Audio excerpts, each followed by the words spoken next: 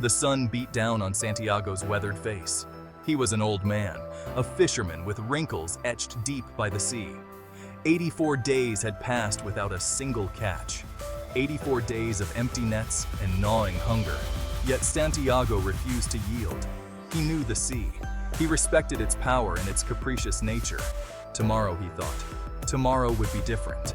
The next morning, Santiago set out alone, his small boat a speck against the vastness of the ocean. He sailed further than usual, his heart filled with a quiet hope. He baited his lines, each movement honed by years of experience, and cast them into the deep blue water. The line went taut, the rod bending almost to its breaking point. A fish, and a big one at that, had taken the bait.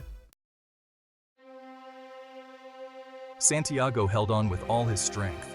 This was no ordinary fish. This was a giant marlin, longer than his boat. The marlin fought with the fury of a creature unwilling to surrender its life. It leaped from the water, a magnificent creature of silver and blue, trying to shake the hook. Santiago held on, his muscles screaming in protest. The old man admired the marlin's strength and spirit, even as he fought to reel it in. They were two warriors, locked in a battle of wills on the vast battleground of the sea. Hours turned into a day, and still the battle raged. Santiago's hands bled, his body ached, but his spirit remained unbroken. The sun rose and set, rose again, marking the passage of time. 3 days and 3 nights, the battle continued. Santiago, fueled by a stubborn will, refused to give up. He talked to the marlin, respected it, even prayed for it, but he would not let go. The marlin too refused to yield, its powerful body a force of nature against the old man's unwavering determination.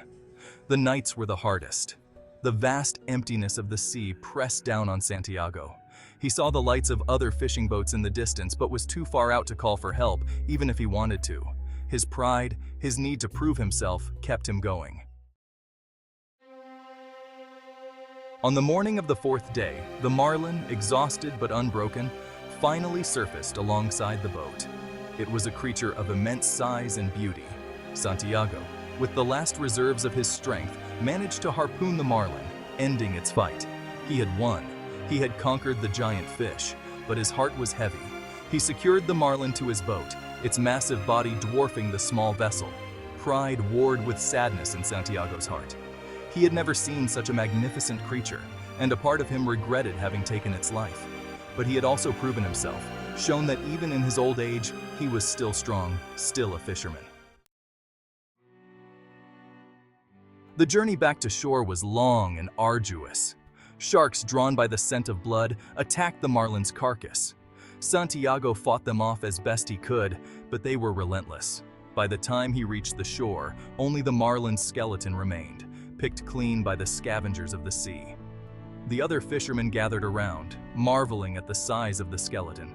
They had never seen a marlin so large. Santiago, his body battered and weary, could only nod. He had returned empty-handed, yet he had never felt so alive. He had fought his battle, faced his limits, and found himself unbroken. The sea had taken much, but it had also given him a story, a legend that would be told and retold long after he was gone.